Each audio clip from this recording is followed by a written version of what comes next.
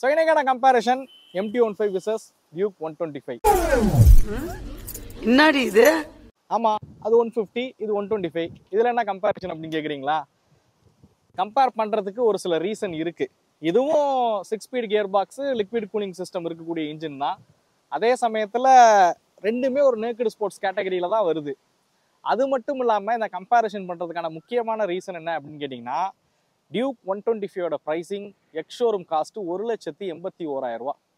Almost MT-15 விட ஒரு 5,000 ரூபா வந்து விலை வந்து அதிகமாக தான் இருக்கு. ஸோ இந்த ப்ரைஸுக்கு இந்த வெஹிக்கிள் வாங்கலாமா அப்படிங்கிறதான் இந்த வீடியோ வந்து பார்க்க போகிறோம். ஸோ வாங்க வீடியோக்குள்ளார போகலாம்.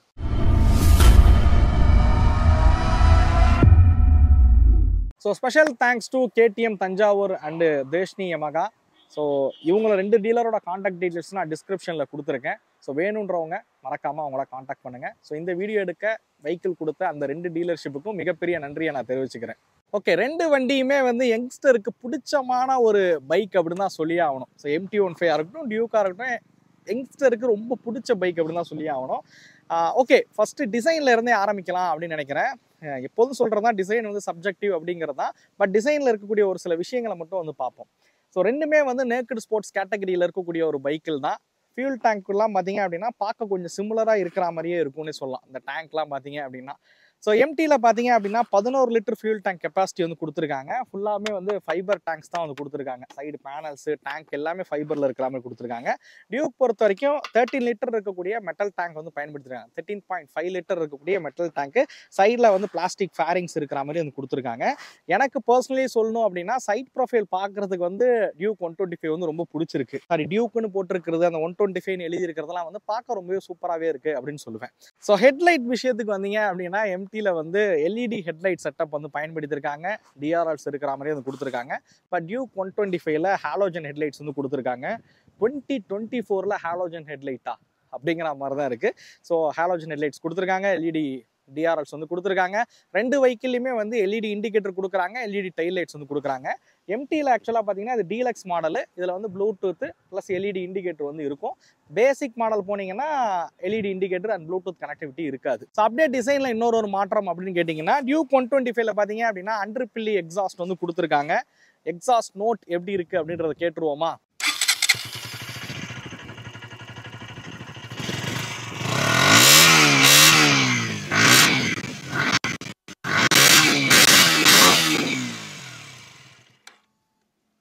வாங்க MT-யும் ஆன் பண்ணி பார்த்துருவோம்.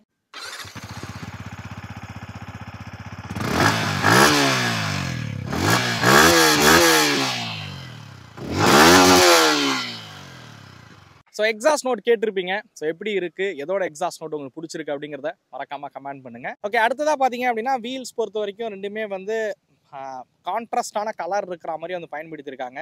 MT-லையும் பார்த்தீங்க அப்படின்னா கான்ட்ராஸ்டான கலர்ஸ் இருக்கிற மாதிரி வந்து கொடுத்துருக்காங்க. ஃபஸ்ட்டு ஆரஞ்சு கலரில் ஒரு வீல்ஸ்லாம் கொண்டு வந்தது வந்து டியூக் கம்பெனி தான். ஆனால் அதுக்கு முன்னாடியே ஒரு கம்பெனியில் வந்து கலர்ஸ் வந்து கான்ட்ராஸ்டாக இருந்தது எது அப்படின்னு கேட்டிங்கன்னா, நான் பார்த்த வரைக்கும் CBZ முன்னாடி வந்துட்டு இருந்துச்சு. CBZ, ஹங்கு இதெல்லாம் இருந்ததில் பார்த்தீங்க அப்படின்னா வீல் சைஸ் வந்து கான்ட்ராஸ்டாக இருக்கிற மாதிரி வந்து பெயிண்ட் பண்ணியிருப்பாங்க ரியர் வீலை மட்டும். ஸோ அதுக்கப்புறம் நான் அதிகமாக எந்த வெஹிக்கிளில் பயன்படுத்தியிருக்காங்கன்னா அது டியூக்கில் வந்து சொல்லலாம். டியூக்கில் இருக்கிற எல்லா வெஹிக்கிள்ஸ்லையும் வந்து அந்த கான்ட்ராஸ்டாக ஆரஞ்சு கலரில் இருக்கிற மாதிரி வந்து கொடுத்துருக்கிற விதம் வந்து நல்லா இருக்குது. ஸோ MT-லையும் பார்த்தீங்க அப்படின்னா வீல்ஸ் வந்து கான்ட்ராஸ்டாக இருக்கிற மாதிரி வந்து கொடுத்துருக்காங்க. ஸோ எந்த வெஹிக்கிளோட டிசைன் உங்களுக்கு பிடிச்சிருக்கு அப்படிங்கிறத மறக்காமல் கமெண்ட் பண்ணுங்கள். ஸோ அடுத்ததாக சீட் ஹைட் வந்து பார்ப்போம். ஸோ MT-15 பார்த்தீங்க அப்படின்னா சீட் ஹைட் வந்து இருக்குதுலே கொஞ்சம் கம்மி அப்படின்னு சொல்லலாம். 810 mm சீட் ஹைட் வந்து கொடுத்துருக்காங்க. டியூக் வந்து 822 mm சீட் ஹைட் வந்து கொடுத்துருக்காங்க. MT-15 வந்து ஷார்ட் ரைடருக்குமே வந்து கரெக்டாக இருக்கும். ஸோ என்னோட ஹைட்டு வந்து 5.8. என்னால் ரெண்டு சைடும் தாராளமாக காலை வந்து வைக்க முடியுது அப்படின்னு சொல்லுவேன். ஸோ அதே மாதிரி இந்த ரைடிங் போஸ்டர் பார்த்தீங்க அப்படின்னா ரெண்டுத்துலேயுமே வந்து கொஞ்சம் சிமிலராக தான் இருக்கும். MT பார்த்தீங்க அப்படின்னா ஹேண்டில் பார் வந்து இன்னும் கொஞ்சம் பக்கத்தில் இருக்கிற ஒரு ஃபீல் இருக்கும். ரெண்டாவது நமக்குள்ள வண்டி வந்து அடங்கிடும். இந்த ஃப்ளிக்கபிலிட்டிலாம் பார்த்தீங்க அப்படின்னா வீல் பேஸ் கம்மியாக இருக்கிறனால இன்னும் கொஞ்சம் சூப்பராகவே இருக்கும் அப்படின்னு சொல்லலாம். பட் MT-15ல இருக்கக்கூடிய மிகப்பெரிய பிரச்சனையே பில்லியன் சீட் கம்ஃபோர்ட் தான். ஸோ ரொம்ப குட்டியான ஒரு பில்லியன் சீட் வந்து கொடுத்துருப்பாங்க. நீங்கள் பில்லியன் வெயிட் ரைடர்லாம் வச்சு ட்ராவல் பண்ணுற ஆளாக இருந்தீங்க அப்படின்னா MT-15 சைடு வராதிங்க அப்படின்னு தான் சொல்லுவேன். பட் டியூக் 125 பார்த்தீங்க அப்படின்னா இந்த விஷயத்தில் கொஞ்சம் பாராட்டலாம். பில்லியன் சீட் வந்து அகலமாகவே கொடுத்துருக்காங்க. பில்லியன் ரைட் வச்சு நீங்கள் ரைட் பண்ணுற நபராக இருந்தீங்கன்னா மேபி இது கொஞ்சம் கரெக்டாக இருக்கும். ஸோ இது வந்து கொஞ்சம் ஹைட்டாக இருக்கிற ரைடர்ஸ்க்கு செட் ஆகும் அப்படின்னே சொல்லுவேன். என்னோட ஹைட் வந்து 5.8. என்னால் ஒரு காலை கீழே வச்சா இன்னொரு காலை வந்து ஃபுல்லாக வந்து கீழே வைக்க முடியல. ஸோ இப்போ நீங்கள் பார்க்குறீங்க. ஸோ இந்த மாதிரி தான் வந்து காலை வந்து வைக்க முடியுது. இதோட சீட் ஹைட் வந்து கொஞ்சம் அதிகமாகவே வந்து கொடுத்துருக்காங்க. பட் டேங்க்கில் பார்த்தீங்க அப்படின்னா நல்ல டக்காயிடுது நம்ம காலெல்லாம் தூக்கி மேலே வச்சதுக்கப்புறம். சிமிலர்லி MT-15 உட்காந்துருக்க மாதிரி தான் இதில் உட்காந்துருக்க ரைடிங் போஸ்டருமே இருக்குது. ஸோ ஹேண்டில் பார்ஸ்லாம் வந்து அந்த பக்கத்தில் இருக்கிற மாதிரி. ஸோ ரைடிங் போஸ்டரில் எனக்கு தெரிஞ்சு ரெண்டுத்துலேயும் பெரிய வித்தியாசங்கள் எதுவும் இல்லை. உட்காரத்துக்கு கரெக்டாக தான் இருக்குது. பட் பில்லியன் சீட்டை வச்சு தான் நீங்கள் டிசைட் பண்ணணும் எந்த வெஹிக்கிள் வாங்கலாம் அப்படிங்கிறது. அடுத்ததாக ஸ்விட்ச் கியர்ஸ் அண்ட் இன்ஸ்ட்ருமெண்ட் கிளஸ்டர் விஷயத்துக்கு வருவோம். ஸ்விட்சஸ் பொறுத்த வரைக்கும் ஆஸ் யூஷுவல் எல்லா வெஹிக்கிளில் பார்க்குற மாதிரி ஹார்னு கருன்னு ஹெட்லைட்ஸ் எல்லாமே இருக்குன்னு சொல்லலாம். ஒரே ஒரு ஸ்விட்ச் மட்டும் மிஸ் ஆகுது அப்படின்னா அது வந்து ஹசார் வந்து கிடையாது. ஸோ MT-15 ஹசார் இருக்குது. டியூக்கில் பார்த்தீங்க அப்படின்னா ஹசார் லைட்ஸ் வந்து கிடையாது. மேபி அது கொடுத்துருந்துருக்கலாம் அப்படின்னே சொல்லுவேன். கிளஸ்டர் விஷயத்துக்கு வந்தீங்க அப்படின்னா MT-15 ப்ளூடூத் கனெக்டிவிட்டி ஃபங்க்ஷன் இருக்கிற மாதிரி வந்து கொடுத்துருக்காங்க. ரெண்டு வெஹிக்கிளும் டிஜிட்டல் கிளஸ்டர் தான். பட் MT-15 ப்ளூடூத் கனெக்டிவிட்டி இருக்கிற மாதிரி வந்து கொடுத்துருக்காங்க. மொபைல் ஃபோனுக்கு வரக்கூடிய கால்ஸ் நோட்டிஃபிகேஷன் எல்லாமே பார்த்தீங்க அப்படின்னா இந்த கிளஸ்டரில் வந்து தெரியும். ஸோ நோட்டிஃபை ஆகும். ஸோ அந்த ஃபங்க்ஷன் பார்த்தீங்க அப்படின்னா MT-15 இருக்குது, டியூக்கில் வந்து கிடையாது. ஸோ அடுத்ததாக நம்ம பார்க்கக்கூடியது வீல் சைஸ் தான். ஆக்சுவலாக MT-ல பார்த்தீங்க அப்படின்னா ஃப்ரண்ட்டில் வந்து 100 செக்ஷன், ரியரில் வந்து 140 செக்ஷன் கொடுத்துருக்காங்க. டியூக் 125 வந்து ஃப்ரண்ட்டில் 110, ரியரில் வந்து 150 செக்ஷன் டயர்ஸ் வந்து பயன்படுத்தியிருக்காங்க. சேம் செட்டப் தான் வந்து 200, 250 எல்லாத்துலேயுமே இருக்குது. ஏன் 390 போனீங்கனாலும் சேம் டயர் சைஸ் தான் வந்து அதுலேயும் வந்து கொடுத்துருக்காங்க. ஸோ அடுத்த சஸ்பென்ஷன் பார்த்தீங்கன்னா ரெண்டு வெஹிக்கிளுமே ஃப்ரண்ட்டில் வந்து USD ஃபோர்க் தான் வந்து கொடுத்துருக்காங்க. ரியரில் பார்த்தீங்க அப்படின்னா லிங்க்டு மெக்கானிசம் இருக்கக்கூடிய மோனோக்ராஸ் சஸ்பென்ஷன் வந்து MT-ல வந்து பயன்படுத்தியிருக்காங்க. ஸோ இதில் வந்து மோனோ சஸ்பென்ஷன் வந்து பயன்படுத்தியிருக்காங்க. கார்னரிங் ஸ்டெபிலிட்டி வந்து நான் இங்கே ஓட்டி பார்த்ததில் ரொம்ப பெட்டராக இருந்தது எது அப்படின்னு கேட்டிங்கன்னா அது வந்து கண்டிப்பாக டியூக் 125 தான். ஸோ டியூக் 125யோட கார்னரிங் ஸ்டெபிலிட்டி வந்து ரொம்ப சூப்பராக இருந்துச்சு அப்படின்னே சொல்லலாம் MT-யோட கம்பேர் பண்ணும்போது. பட் MT-யுமே எந்த வகையிலையும் குறை சொல்ல முடியாது. மித்த அதர் 150cc-யோட கம்பேர் பண்ணீங்க அப்படின்னா MT வந்து ரொம்ப சூப்பராக இருக்குது. நான் இந்த கம்பேரிஷன் அடிப்படையில் சொல்லும்போது MT-யை விட கொஞ்சம் பெட்டராக இருக்குது அப்படின்னு சொல்லலாம் உங்களுக்கு டியூக்கோட 125. பிரேக்ஸ் பொறுத்த வரைக்கும் MT-ல பார்த்தீங்க அப்படின்னா ஃப்ரண்ட்டில் வந்து 282mm டிஸ்க் பிரேக் பயன்படுத்தியிருக்காங்க. ரியரில் 220mm டிஸ்க் பிரேக் வந்து பயன்படுத்தியிருக்காங்க. டூயல் சேனல் ABS வந்து கொடுக்குறாங்க. டியூக் பொறுத்த வரைக்கும் பார்த்தீங்க அப்படின்னா ஃப்ரண்ட்டில் வந்து 300mm டிஸ்க் பிரேக்கு, ரியரில் பார்த்தீங்க அப்படின்னா 230mm டிஸ்க் பிரேக் வந்து கொடுத்துருக்காங்க. பட் சிங்கிள் சேனல் ABS தான் இவங்க வந்து பயன்படுத்தியிருக்காங்க. மேபி இந்த ப்ரைஸ் கேட்டகரியில் போகும்போது டூயல் சேனல் ABS வந்து கொடுத்துருக்கலாம். ஏன்னா இதோட ப்ரைஸ் கம்மியாக இருக்க நிறைய பைக்ஸில் நம்ம வந்து இப்போ டூயல் சேனல் ABS வந்து பார்க்க ஆரம்பிச்சிட்டோம். பட் அதை கொடுத்துருந்தாங்க அப்படின்னா மேபி நல்லா இருந்திருக்கும் அப்படின்னு சொல்லுவேன். பிரேக்கிங் ரொம்ப சூப்பராக இருந்தது MT-15 தான். சிவிலர்ஸ் இன்னொரு ஒரு முக்கியமான விஷயம், தமிழில் அதிகமான கம்பேரிஷன்ஸ் இந்த மாதிரி பைக்காக இருக்கட்டும் காராக இருக்கட்டும் இது பண்ணுறது நம்ம சேனல் தான். உங்களுக்கே தெரியும்னு நினைக்கிறேன்.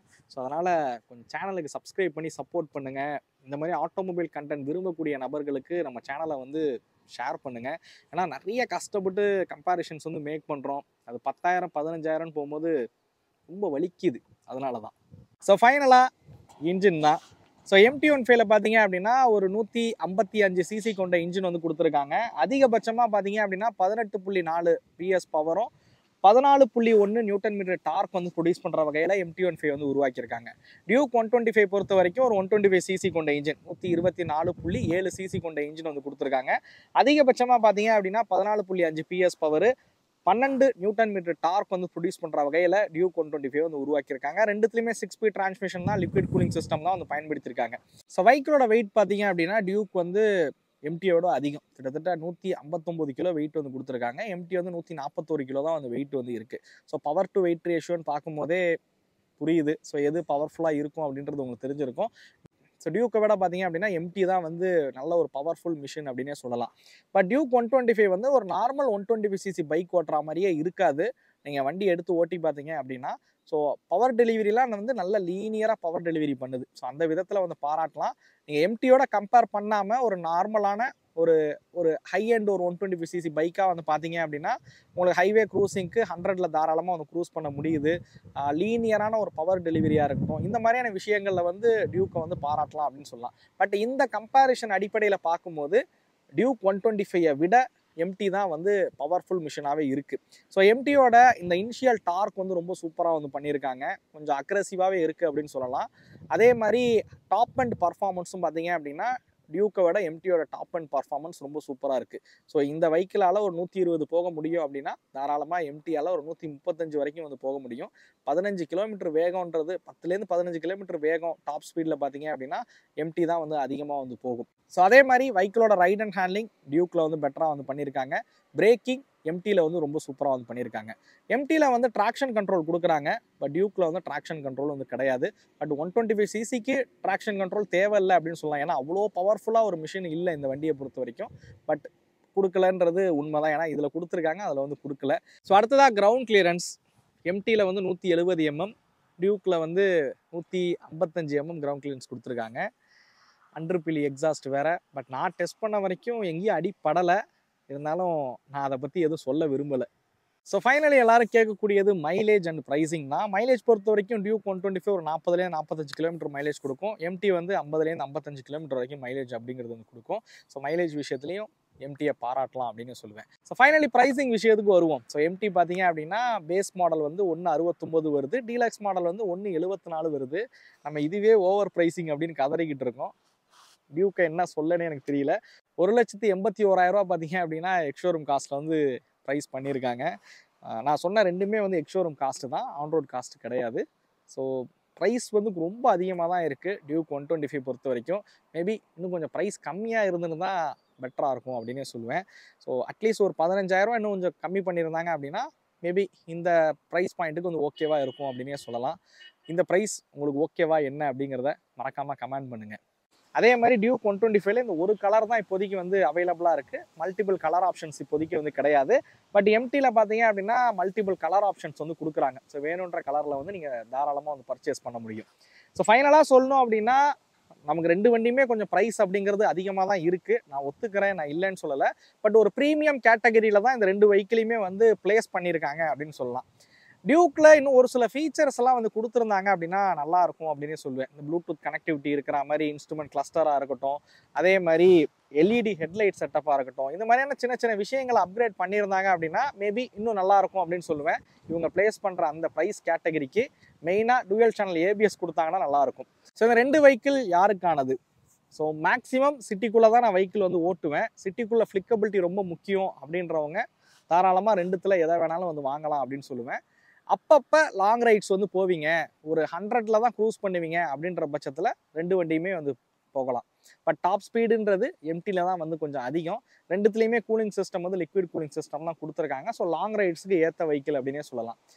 என்னையை பொறுத்த வரைக்கும் ஷார்ட் ரைடராக இருந்தீங்கன்னா MT-15 போங்க, இல்லை ஹைட்டாக இருக்கிற ரைடராக இருந்தீங்கன்னா டியூக் 125 வந்து போகலாம் அப்படின்னு சொல்லுவேன். பில்லியன் வச்சு ரைட் பண்ணக்கூடிய நபராக இருந்தீங்க அப்படின்னாலுமே டியூக் 125 வாங்குறது பெட்டர் ஆப்ஷன் அப்படின்னு சொல்லலாம். இந்த வீடியோ உங்களுக்கு பிடிச்சிருக்கும் அப்படிங்கிறத நம்புறேன். இந்த வீடியோ பற்றின கருத்துக்களை மறக்காமல் கமெண்ட் பண்ணுங்கள். அடுத்த வீடியோவில் சந்திக்கும் வரை தமிழ் வீல்ஸ் மணிகண்டன். நன்றி, வணக்கம்.